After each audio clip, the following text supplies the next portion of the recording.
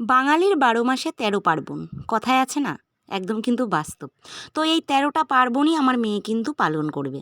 বলো তো কি মুশকিল, মানে কি বলবো, ওকে কিছুতেই বোঝানো যায় না যে ১২ মাসে যদি ১৩টা পুজো হয় তো ১৩টা পুজো করা সম্ভব না। কিন্তু ওকে কিছুতেই বোঝানো যাবে না। কি বলবো, এতটা বায়না করে, যে কোনো পুজো আসলে আমার মেয়ে লাফালাফি শুরু হয়ে যায়, করব করব করব। তো যাই হোক, মেয়ের বায়না যেহেতু মেটাতেই হবে, আর যেহেতু এটা পুজোর দিকে খুবই ভালো কথা, তো আমি যে যতটুকু পারি ততটুকু মানে করার চেষ্টা করি ওর সাথে। ঘরে আমার শোকেসে ২টো ঠাকুর আনা ছিল, গণেশ ঠাকুর। ওই মেলা ঠেলায় গেলে কিনে আনতাম। তো সেভাবেই ছিল। তো মেয়েকে বলেছি, যাও তুমি তাহলে করবেই যখন বলেছো, তাহলে ছোটোখাটো করে করো, কিন্তু আসনে পাতানোর দরকার নেই। মেয়ে তো ভীষণ খুশি, খুশি হয়ে নিজের মতো করে নিজেই পুজোটা দিল। আমার মেয়ের ছোটোখাটো ঘরোয়া পদ্ধতিতেই আর কি গণেশ পুজো। সেভাবে নিয়মকানুন মেনে কিছুই যেহেতু হয়নি, যেহেতু আগে কখনোই করিনি, সেটা আসেই না প্রশ্ন। তো মেয়ে ভালোবেসে যেটুকু করলো এটুকুই অনেক ওর কাছে, তাই না বলো? তো ও ছোটো মানুষ, ওর মনে জেগেছে, ও যেভাবে পেরেছে সেইভাবেই দিয়েছে। আমি মনে করি এতে ঠাকুর অনেক সন্তুষ্ট। তো যাই হোক, চলো মেয়ের গণেশ পুজোটা কেমন লাগলো জানিও। তো বন্ধুরা, কথায় আছে না, যদি কপালে থাকে দুঃখ, তো তুমি যত চেষ্টাই করো না কেন, সুখ তোমার আসবে না। তো তেমনই হয়েছে আমার কপাল। কি বলবো তোমাদেরকে, এত বৃষ্টি, এত মানে বাইরের পরিস্থিতি খারাপ, বর্ষা বৃষ্টির মধ্যে, তবুও আমাকে রান্না বাইরে করতে হচ্ছে একটা আলগা উনুনে। তোমরা দেখতে পাচ্ছ আলগা উনুনটা আমি বানিয়েছি। তোমাদের কি বলবো, আলগা উনুনটা এতটা সুন্দর জলে, মানে এতটা সুন্দর, গ্যাসের থেকেও খুব সুন্দর, খুব তাড়াতাড়ি রান্না হয়ে যায়। কিন্তু ওই যে কপাল খারাপ হলে যেটা হয়, মানে এখানকার মাটি খুব খারাপ, খুব খারাপ। আমি যে মানে এখানকার খারাপ বলছি তা না, মানে যেই জায়গা যেই জিনিসটা খারাপ সেটা বলা হচ্ছে।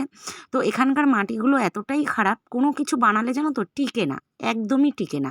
তো তোমরা আমার উনুনটা দেখলে বুঝতে পারছো কি পরিস্থিতি খারাপ উনুনটার। যতই লিপে আমি, যতই আর কি জোড়াপট্টি দিয়ে তালি দিয়ে ঠিক করি না কেন, ততই এরকম ফেটে যায়। কি মুশকিল বলো তো। আর এদিকে যাই হোক, সেই ভাঙা উনুনেই আমি চাপিয়ে দিয়েছি মাংস কষা। তো উনুনে একটু মাংস হলে তোমরা জানো খুব ভালোই লাগে, আমার গ্যাসে ততটাও ভালো লাগে না। যার কারণে আমি গ্যাসে রান্নাই করতে চাই না, আমার উনুনে রান্না করতে ভীষণ ভালো লাগে। আর সত্যি কথা বলতে টেস্ট হয় অন্য রকম। যাই হোক, বাইরে রান্না চাপিয়েছি। তো সত্যি কথা বলতে যে খুব শখ করে একটা রান্নাঘর করেছিলাম, যে না এইবার অন্তত শান্তিতে রান্না করতে পারবো, কপালে একটু সুখ এলো।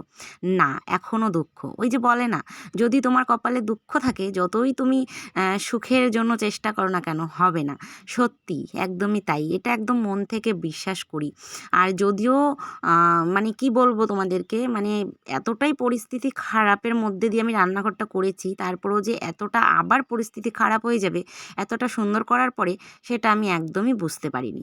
তো যাই হোক, এদিকে দেখো আমার এদিকে মাংসটা কিন্তু কষে নিয়ে খুব সুন্দর করে কিন্তু দেখো একদম এই যে গরম জল দিয়ে দিয়েছি। এখন মাংসটা ফুটলেই নামিয়ে দেবো। মোটামুটি হয়ে গেছে আমার মাংস, বেশ অনেকক্ষণ আমি কষিয়েছি। আর আমার মাংস ঘন্টা দেড়েক না কষালে আমার ভালো লাগে না, মোটামুটি ১ ঘন্টা তো আমি কষবই। তারপরে তোমরা দেখলে আমার মাংসটার কত সুন্দর কালার হয়েছে, কষানোটাও কত সুন্দর হয়েছে, তোমরা দেখলেও অলরেডি বুঝতে পারছো। তো যাই হোক, আমার মাংসের ঝোল হতে থাক, আর এদিকে তোমাদের চলো একটা জিনিস দেখানো যাক। আর তোমাদের যে গণেশ পুজোর আর কি ক্লিপটা, ওইটুকু আমি নিয়েছি, তোমাদের সাথে এই ভিডিওটায় পার্টে আর কি যুক্ত করে দিলাম। এই ভিডিওটাতে ২-৩ দিনের মানে অল্প অল্প করে ক্লিপ নেওয়া কিছু কিছু যাবে। যেহেতু গণেশ পুজোর দিন আমি কোনো ভিডিও শ্যুট করতে পারিনি, তো পুজো মেয়ে দিয়েছিল, ওইটুক শ্যুট রেখেছিলাম যে এইটুক তোমাদের সাথে শেয়ার করব, তাই সেইটুকুই শেয়ার করলাম।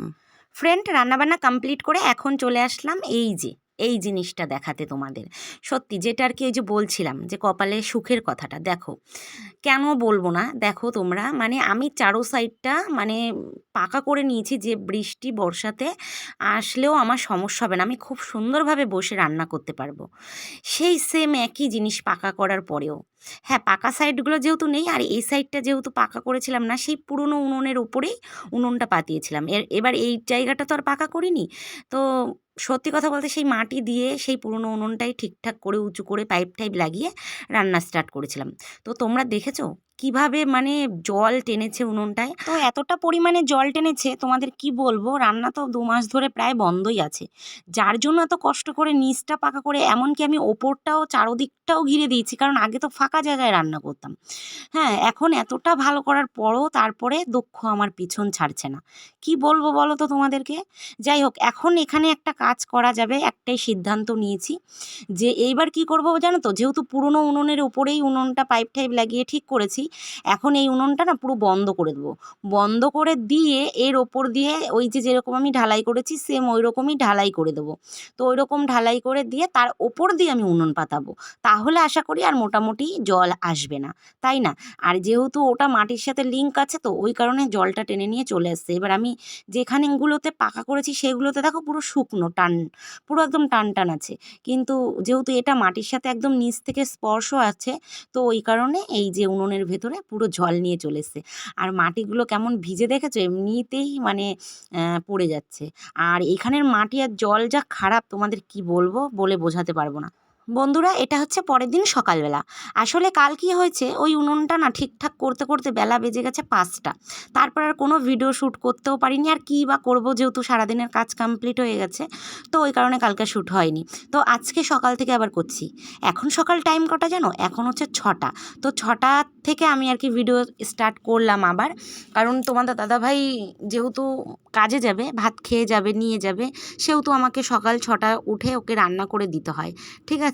তো ওই কারণে রান্নাঘরটা কোনো রকম করে ক্লিন করে, ওরা তো শুয়ে আছে, আমি ভাত বসিয়ে দিয়েছি আর একপাশে তরকারি আছে। তরকারি বলতে আজকে সেভাবে রান্নার কোনো চাপ নেই। তার আগে তোমাদের একটা নতুন জিনিস দেখানো যাক। তো এই যে দেখতে পাচ্ছ একটা পাইপ, তো কি বলবো, আমাদের এইখানে সত্যি কথা বলতে জলের আর হচ্ছে মাটি, মানে কোনো জিনিস যদি তুমি তৈরি করতে যাও মাটি দিয়ে, একদমই হবে না। আর জল এতটাই খারাপ, আয়রনে জামা কাপড় সমস্ত কিছু খারাপ করে দেয়, বাসন, মানে এতটা আয়রন। তো ফাইনালি আমাদের যে টাইম কলটা দিয়েছিল তোমাদের আজ থেকে প্রায় 5-6 মাস আগে বলেছিলাম, সেটাই না জল এসছে 2-3 দিন ধরে। তো ওই কারণেই তোমাদের দেখালাম পাইপটা আর কি, ওই যে লাগানো। আর এদিকে দেখো এই যে উনুনটা কালকে মানে বন্ধ করে দিয়ে এই পর্যায়ে আছে, তারপরও দেখো জলে থপথপ করছে ওপর দিয়ে, দেখলেই বুঝতে পারছো। তো সত্যি কথা, যাই হোক, উনুনের এখন এই পরিস্থিতি আছে। আগে ওইটুক জায়গা ঢালাই দেবো, তারপর ওর ওপর থেকে উনুনটা মানে তুলবো, ঠিক আছে? তো এই হচ্ছে আমার এই কাঠের রান্নাঘরের পরিস্থিতি। যাই হোক, চলো, এবার সকালের কাজ তো মোটামুটি কম বেশি হয়েছে। তোমাদের দাদাভাই তো শুয়ে আছে, আর আমি এদিকে রান্না কি করছি সেটা তোমাদের আগে বলি। তো রান্না আজকে সেরকম কিছুই করব না, জাস্ট কটা ভাতই করব। আর এদিকে যেহেতু কালকে মাংস রান্না করেছিলাম, সেই মাংস না অনেকটাই আছে, ওই মাংস দিয়ে মোটামুটি হয়ে যাবে আজকে। তারপরে রাতে যেটা করার করে নেব। আর তোমাদের দাদাভাই লাস্ট পর্যন্ত যাই হোক খাওয়া দাওয়া কমপ্লিট করে ভাত নিয়ে চলেও গেছে। এখন কি করি জানো তো, সকালবেলা উঠি 6টার সময় উঠি, রান্না করে নিই কম বেশি, আর আবার রাতে করতে হয়, এই হচ্ছে ব্যাপার। এখন দিনগুলো এরকম করে কাটছে।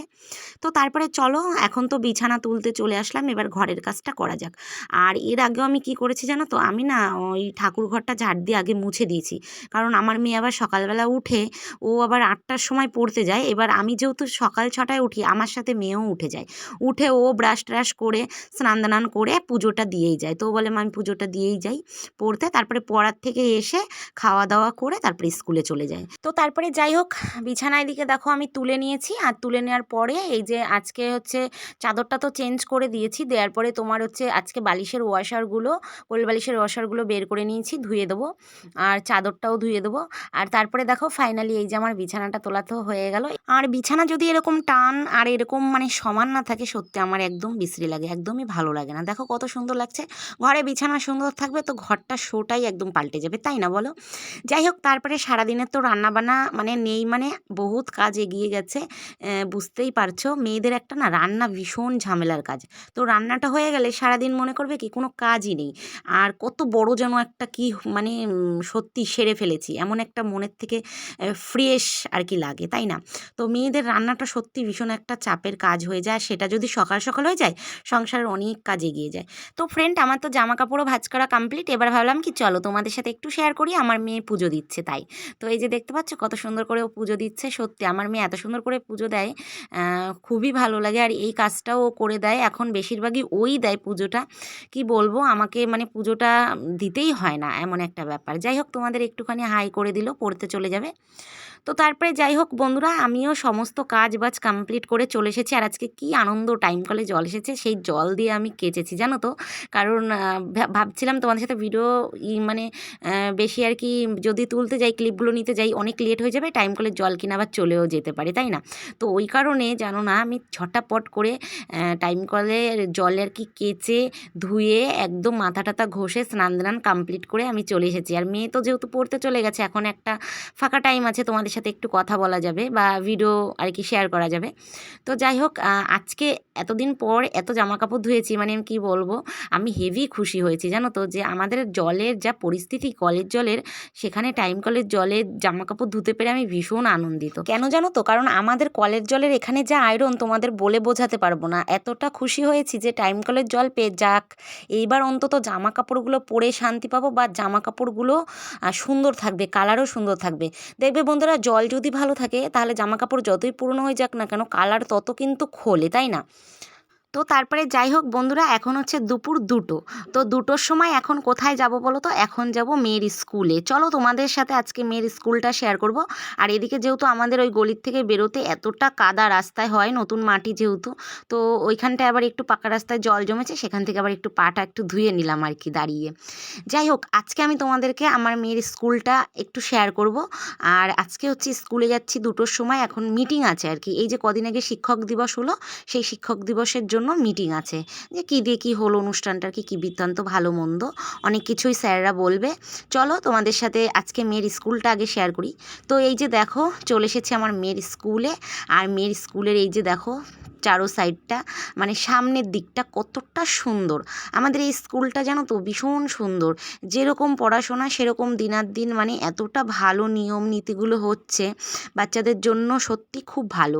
আর আমাদের বাড়ি থেকে স্কুলটা খুব একটা দূরে না, কারণ ঘন্টা পড়লেও আমরা বাড়ির থেকে শুনতে পাই, এতটাই কাছে। আর আমাদের এই পরস্পর সমস্ত স্কুল, প্রথমে হাই স্কুল, তারপরে মেয়ের চিড়েগুড়ো স্কুল যেটা আগে পড়তো ছোটোবেলায়, তারপরে হচ্ছে এই যে এখন যেটায় পড়ছে প্রাইমারি স্কুল, এর পরেই আছে ওই যে ইংলিশ মিডিয়াম স্কুল। মানে সব পরস্পর আছে জানো তো, কোনো অসুবিধাই হয় না। যাই হোক, এদিকে মেয়ের ক্লাসে, যেই ক্লাসে বসতো সেই ক্লাসেই মিটিং আছে। তো মেয়ের আবার অন্য ক্লাসে এসে বসেছে, আমি আবার ওকে খুঁজতে খুঁজতে এই ক্লাসে আসলাম। এসে দেখি বন্ধুদের সাথে এই যে জমিয়ে গল্প করছে, তাহলে বুঝতে পারছো। যাই হোক, মেয়ে তো গল্প করছে, এবার আমি মিটিংয়েও যাব, সময় হয়ে গেছে। তো তোমাদের সাথে তো আজকে অনেকটাই শেয়ার করলাম, অনেক কিছুই শেয়ার করলাম। তোমাদের কেমন লাগলো আমার মেয়ের স্কুলটা অবশ্যই কিন্তু আমাকে কমেন্টে জানিও বন্ধুরা। আজকের মতো ভিডিওটা এখানেই আমি শেষ করব। দেখা হবে তোমাদের সাথে নতুন আর একটা ব্লগে। ততদিন সবাই খুব ভালো থেকো।